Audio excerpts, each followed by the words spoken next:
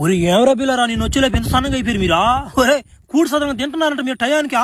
మరి ఎడు చేద్దాం అయితే నువ్వు వెళ్ళిన కలిసి మాకు భోజనం సరగలేదు.